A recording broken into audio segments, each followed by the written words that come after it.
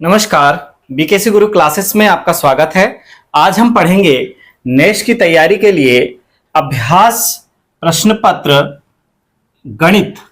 तो देखिए, जो पहला अभ्यास प्रश्न पत्र आया था हमारा गणित में, उसमें पहला प्रश्न है, दो परिमेय संख्याओं के बीच कितनी परिमेय संख्याएं होती हैं।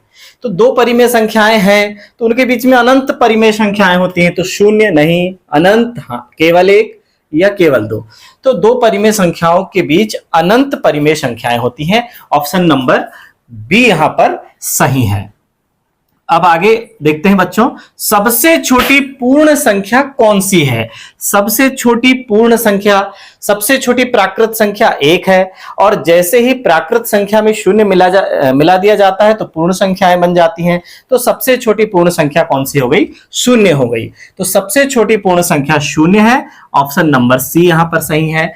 तीसरा प्रश्न है, 100 की घात 1/2 पूरे की घात 2 का मान क्या है। 100 की घात पहले 1/2 है और पूरे की घात फिर कितनी है? 2 है। तो इसे हम कैसे हल करेंगे?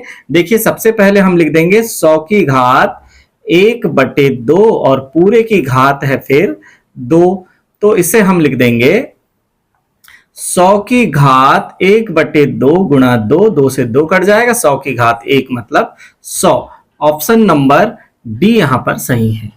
देखिए, किसी भी संख्या की घात की यदि घात है तो घातों का आपस में गुणा हो जाता है। x की घात m, पूरे की घात यदि n है तो x की घात m गुणा n हो जाती है। तो आपस में ये घातें का गुणा हो गया, 1/2 में 2 का गुणा हुआ, 2 से 2 कट गया, तो केवल 100 बचा। ऑप्शन नंबर डी यहां पर सही है। अब इसके बाद जो चौथा प्रश्न है, 2 की घात 0 धन 2 की घात 0/2 की घात 0। तो देखिए, किसी भी संख्या की घात 0 का मान 1 है। जैसे 205 की भी घात यदि 0 होती तो भी उसका मान क्या होता? 1 होता। तो 2 की घात 0 का मान कितना हुआ? 1 हुआ। फिर यहां पर 2 की घात 0 का मान 1 हुआ, बटे में 1 हुआ, 1 धन 1/1 मतलब 1/1 भी 1 ही हुआ। तो 1 धन 1 मतलब 2, यानी ऑप्शन नंबर सी यहां पर सही है बच्चों।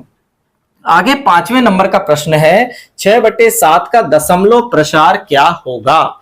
6/7 का दशमलव प्रसार यानी 7 का भाग हम 6 में देंगे तो 6 में भाग पूरा पूरा जाएगा नहीं, तो भाग नहीं जाने का सबसे पहले 0 और फिर ये हो जाएगा 60।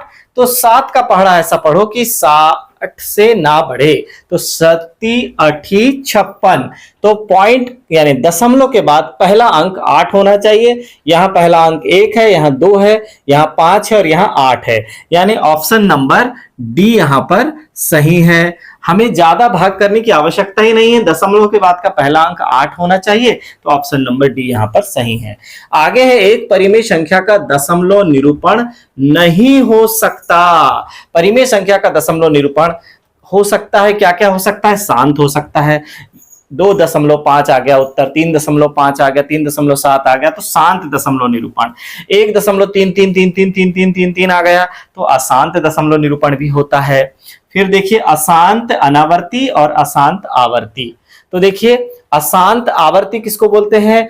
जो दशमलव निरूपण को हम बार लगाकर रोक सकते हैं, तो अशांत आवर्ती। अशांत अनावर्ती जिसे हम बार लगाकर नहीं रोक सकते, जो कि अपरिमेय संख्या का दशमलव निरूपण होता है, परिमेय का नहीं होता। ऑप्शन नंबर सी है यहां पर अशांत अनावर्ती। फिर 7वें नंबर का प्रश्न है, P/Q के रूप में व्यक्त करना है 1.999। डैश डैश डैश करके आगे होता तो बात अलग थी, लेकिन 1.999 है, इसे P/Q के रूप में व्यक्त करना है। तो 1999 दशमलव का 1 और उसके बाद 1 2 3 संख्या है, तो 1 2 3 शून्य लगा देंगे। तो 1900 या 1900/1000, यानी ऑप्शन नंबर बी यहां पर सही है। ऑप्शन नंबर बी यहां पर सही है। अब 8वां प्रश्न लेते हैं बच्चों। 8वां प्रश्न है, यदि x बराबर करणी 3 धन करणी 2 बटे करणी 3 ऋण करणी 2 और y बराबर भी वही है, करणी 3 धन करणी 2 बटे करणी 3 ऋण करणी 2 है, तो x वर्ग धन y वर्ग का मान होगा। तो दोनों एक समान हैं, तो सबसे पहले तो हम इसे ये कर दें कि x और y दोनों समान हैं, तो x वर्ग धन y वर्ग को हम सीधे लिख सकते हैं 2x वर्ग, क्योंकि x और y दोनों समान हैं। और 2x वर्ग मतलब एक ही बार उसे हमें हल कर देना है। x का मान क्या है, करनी 3 धन करनी 2 बटे करनी 3 ऋण करनी 2 का गुणा फिर से होगा करनी 3 धन करनी 2 बटे करनी 3 ऋण करनी 2 से। तो देखिए क्या हो जाएगा, यहाँ पर गुणनफल यहाँ पर हो जाएगा। जब हम इन दोनों का गुणा करेंगे तो करनी 3 का करनी 3 से हो जाएगा, तो क्या हो जाएगा देखिए 3 धन a का वर्ग धन b का वर्ग हो गया 2 धन 2, एक तो 2 सबसे पहले है, फिर 2ab यानी 2 पहला दूसरा करनी 3 और करनी 2 का गुणा हुआ करनी 6। फिर यहाँ पर नीचे देखिए यहाँ पर भी हो जाएगा a का वर्ग यानी 3 धन b का वर्ग यानी 2 फिर ऋण 2ab यानी 2 करनी 6।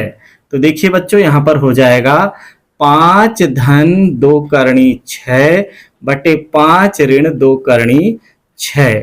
तो यहाँ पर जब हम 2 का अंदर गुणा कर देंगे तो ये हो जाएगा 10 धन 4 करनी 6 बटे 5 ऋण 2 करनी 6।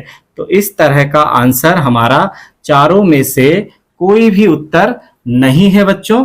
ये है हमारा आंसर 10 धन 4 करनी 6 बटे 5 ऋण 2 करनी 6। अब लेते हैं 9वां प्रश्न। यदि a बराबर 2 धन करनी 3 है तो a ऋण 1 बटे a का मान है। तो जब भी ऐसी स्थिति हमारे पास आती है, a का मान दिया हुआ है और a धन 1 बटे a या a ऋण 1 बटे a हमें ज्ञात करना है, तो हमें क्या करना पड़ता है, इन दोनों मानों का वर्ग करना पड़ता है। जैसे कि 2 का वर्ग हो गया 4, पहला मान क्या है 2 है, 2 का वर्ग हो गया 4 और दूसरा मान करनी 3 है, करनी 3 का वर्ग हो गया 3। यदि इनका अंतर 1 है, यदि इन दोनों मानों का अंतर 1 है तो हमें उत्तर क्या मिलेगा। यदि हमें a ऋण 1 बटे a ज्ञात करना है तो छोटे मान का दुगना करना पड़ेगा, और a धन 1 बटे a ज्ञात करना है तो बड़े मान का दुगना करना पड़ेगा। यदि हमें यहाँ a धन 1 बटे a ज्ञात करना पड़ता तो बड़ा मान कौन है, 2 है, 2 का दुगना हो जाता 4, और हमको यहाँ a ऋण 1 बटे a ज्ञात करना है तो छोटा मान क्या है, करनी 3 का वर्ग हो जाएगा, दुगना हो जाएगा 2 करनी 3। इस तरह से बच्चों हमें पहले देख लेना है कि दोनों के वर्गों का अंतर यदि 1 है तो a धन 1 बटे a का मान बड़े मान का दुगना होगा और a ऋण 1 बटे a का मान छोटे मान का दुगना होगा। तो छोटा मान करनी 3 है ना, तो उसका दुगना क्या हो जाएगा, 2 करनी 3, यानी ऑप्शन नंबर डी यहाँ पर सही है। इसे हम हल भी कर सकते हैं। फिर आगे देखिए यहाँ पर दिया हुआ है 256 की घात 0.16 और 256 की घात 0.09।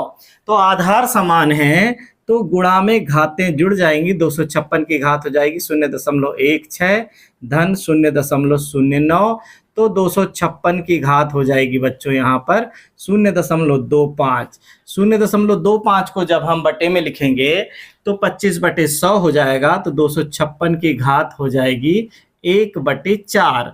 अब 4 घात के रूप में जब हम 256 को लिखेंगे तो क्या लिख सकते हैं, 4 की घात 4 पूरे की घात 1 बटे 4, यानी 4 गुणा 4 की घात 1 बटे 4, 4 से 4 कट जाएगा और बचेगा केवल 4, यानी ऑप्शन नंबर ए यहाँ पर सही है बच्चों।